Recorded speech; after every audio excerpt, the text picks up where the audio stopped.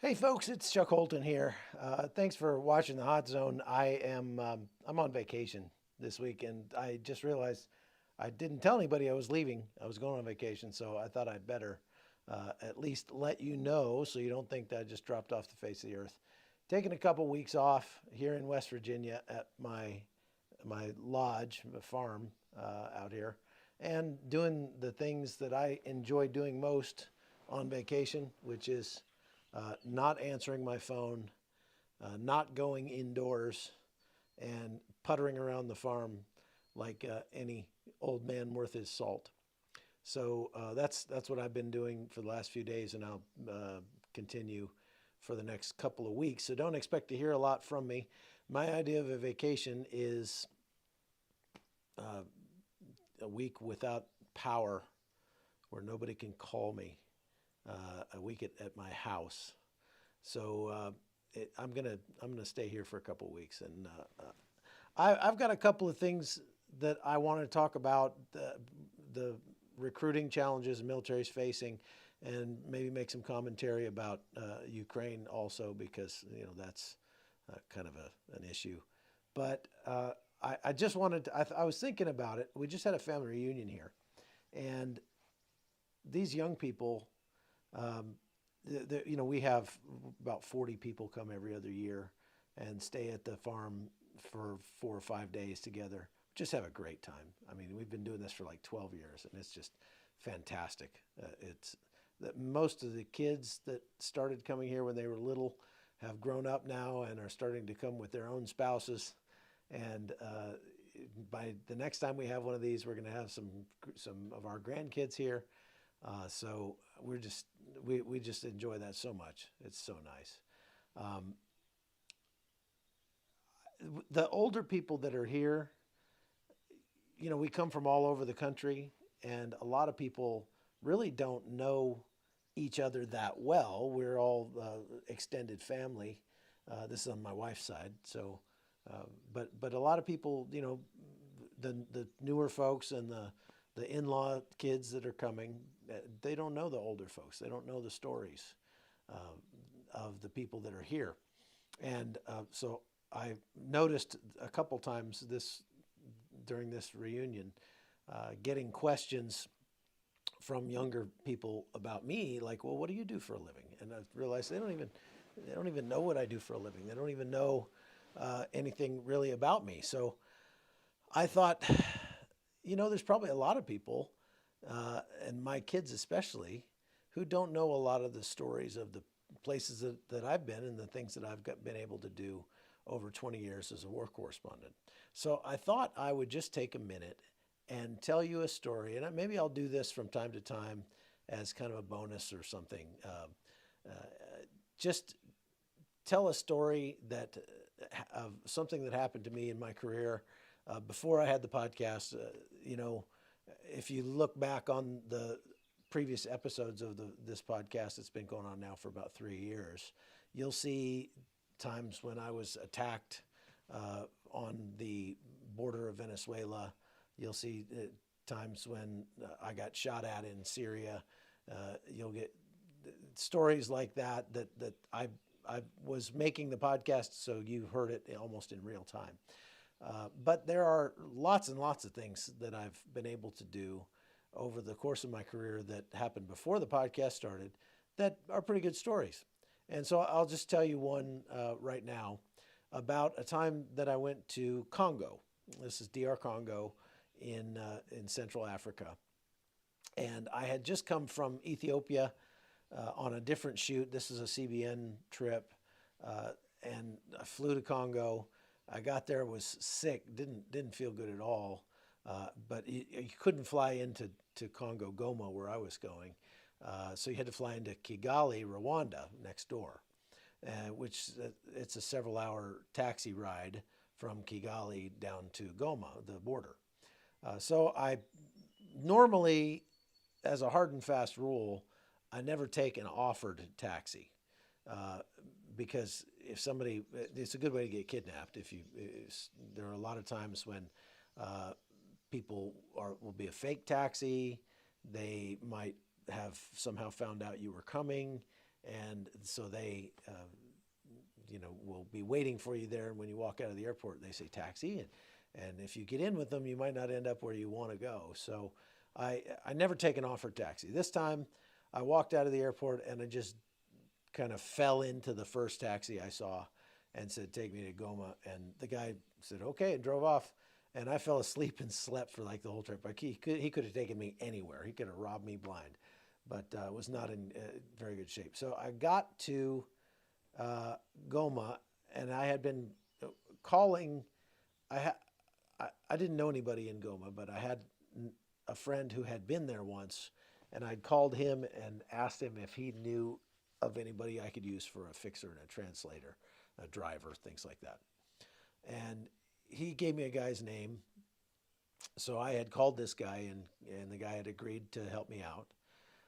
So I was calling him as I got close to Goma and letting him know I was on my way. And he said, fine, I'm waiting for you just across the border as soon as you get here.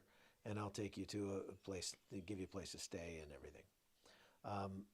When I got to the border, however, the taxi dropped me off with my rucksack and drove away. And it was about 5:30 in the afternoon. And the border crossing was closed. Gate was down, soldiers were there.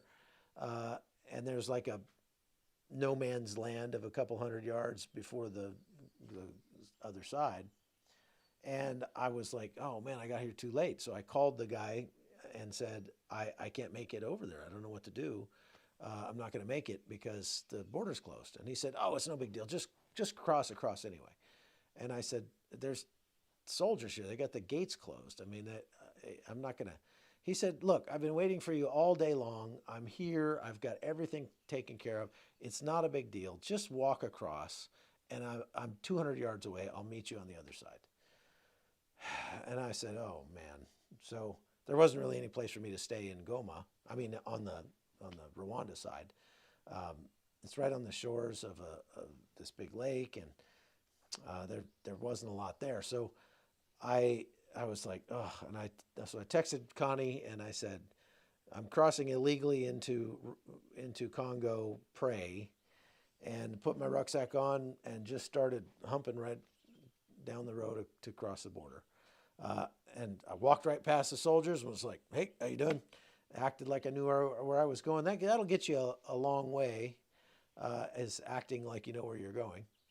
And then they were kind of like, hey, but they didn't stop me. So I kept on going, walked through the no man's land and crossed into Goma. And when I got there, right there at the border crossing, there were a couple hundred people just milling around, and it was kind of chaotic, as everything in Africa typically is. And then I realized, I don't know what this guy looks like that I'm supposed to meet. And then I thought, well, wait a minute, I'm the only white guy here, so I'll just stand here and he'll find me. So I stood there for a few minutes, and sure enough, here comes this guy who walks up to me, and it's a bald guy with a big scar on his head.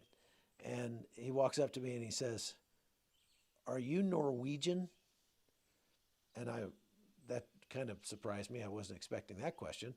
And I said, well, my wife is Norwegian. And he said, oh, okay, I'm your guy. He said, good to meet you. Yeah, come on, get your stuff. So he took me over to his car, and I thought, what was that all about? That was weird. So I got in the car with him. He took me off to a nunnery on the lakeshore where a bunch of black French-speaking nuns live. And I guess he figured that was the safest place I could be. And he put me up there. There weren't any hotels to speak of in Goma.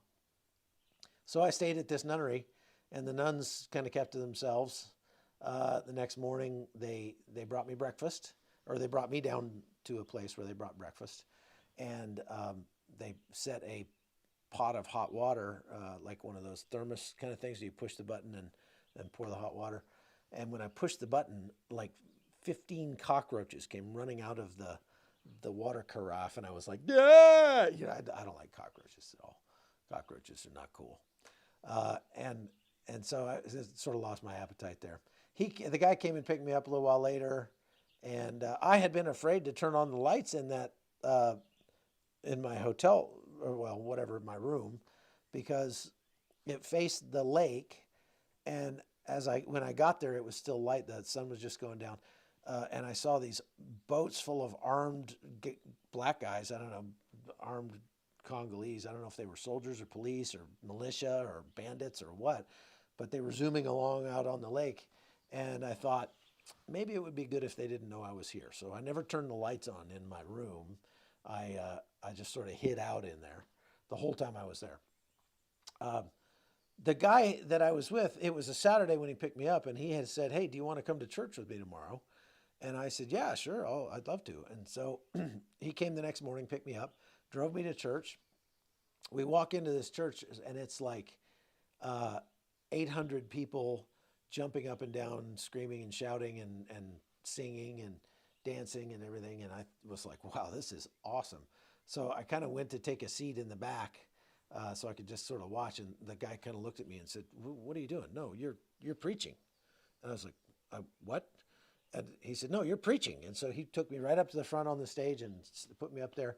And I had about 3 minutes to prepare a sermon for 800 people in Swahili, translated. I had a translator. I don't know what the translator said. I'm not even sure what I said, but it wasn't a very long sermon.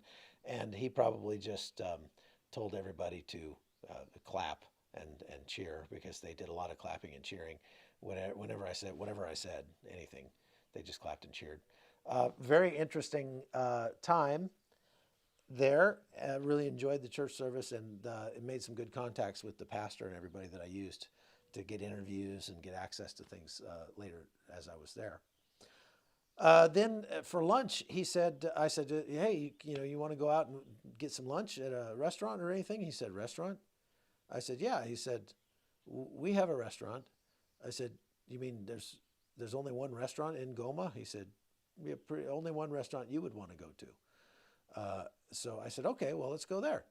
So he drives me over to this. It was a hotel, and it had a restaurant in there. And he dropped me off at the gate, and he said, "I'll wait here. You go get some food." And I said, "No, come on in with me." And he said, "Oh no, I can't go in there." I said, "Why not?" He said, "You see this scar on my head?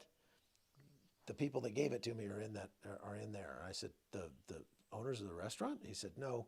He said, "This is the place where all of the warlords come to meet their mistresses." And so I, got stopped at a checkpoint one time, but that was run by some of this warlords guys, and they hit me with a machete on my head and left me in the ditch for dead. Told me the whole story, and he was like, "So I'm not going in there, but you can go in there and get a pizza or whatever, and then I'll wait for you out here." I said, "Okay, I'll bring you some pizza." So I go into this thing, and sure enough, there's these guys in there with like military dress uniforms on, but nothing makes sense. They've got American medals and British medals, and it's like they just went shopping at a metal store and just bought all sorts of stuff and just stuck it all over their uniform. Dad had no idea where anything was actually supposed to go. No name tag, no, anything. And just looking as fancy as they can, just trying to look like a general. And they're there with these young, scantily clad women having their meal. And they all kind of look at me, give me the hairy eyeball as I come in. So I sat down and ordered a pizza, and then decided I probably better wash my hands. This is Africa after all. So I went in the bathroom, and there was a bodyguard for one of these warlords in the bathroom with an AK, very young guy, wearing a uniform. And he was standing there with his AK, and nobody else was in the bathroom. He was just standing there. I guess his job was to guard the bathroom. And I walked in, and he looked at me and immediately said in English, "Give me all your money." And I kind of looked at him, and I don't know why, but just he was so young, and he had a uniform with nothing on it. And so I said, "Are you a private in the Congolese Army?" And he said, "Yes. Now give me all your money." And he started sort of fingering his trigger on his AK-47. And I said, "Listen, I'm a sergeant with the U.S. Army. So if you want to rob me, you're going to have to get somebody that outranks me. I am not going to give my money to a private. So go get somebody that has higher rank." And he kind of looked around a little bit, and then he said, well, give me your sunglasses then. And I said, no. And I just walked out, never did wash my hands. I have no idea why I did that. That just, I guess because, I mean, I was a sergeant in the U.S. military, and there's no way I'm getting rolled by a private. And since there was only that one guy in there, it was kind of close quarters, I probably could have overpowered him. But I wasn't thinking of that at all. I just was thinking, there's no way I'm getting robbed by a private. I mean, if the guy had been a major, I probably would have given him my money. I had quite a bit of cash on me, actually. But so, so the rest of the trip, got the trip done, went to refugee camp, terrible, terrible refugee camp. It's almost all children. It's like the daycare center from hell. They said all the adults had died of AIDS. And there were just, every morning, there would be a little pile of bodies outside the camp of the kids who had died during the night. It was just heartbreaking. And with there were 100,000 people in this camp, and 80% of them were kids. So it's like, what can you even do? I mean, how can I could give my power bar to this kid, and he'll get his arms ripped off by all the other kids. And I was saying, Lord, what can I do? I mean, I can't handle this. How can I help? And I just felt this quiet voice say, you can tell their story.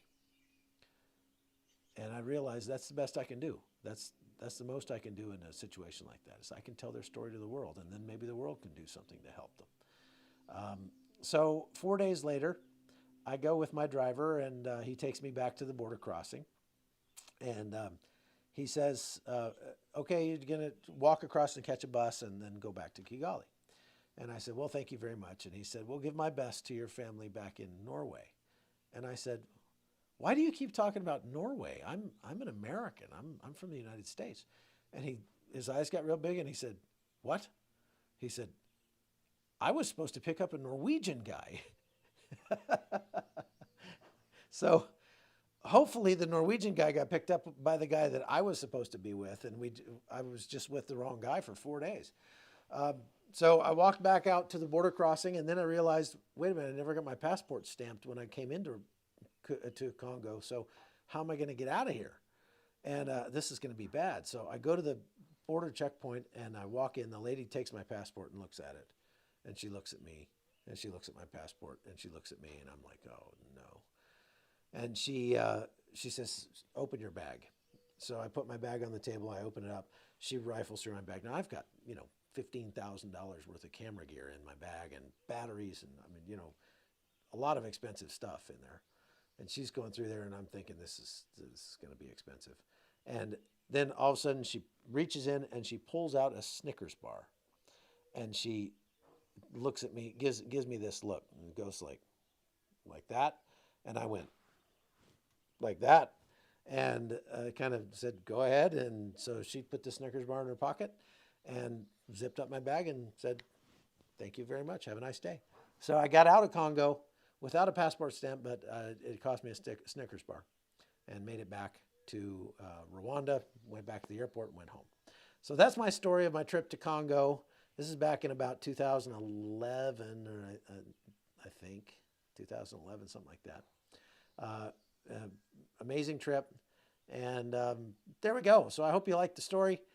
And I will maybe do some more of these. If you like it, put a comment and let me know. So, maybe we'll do that from time to time.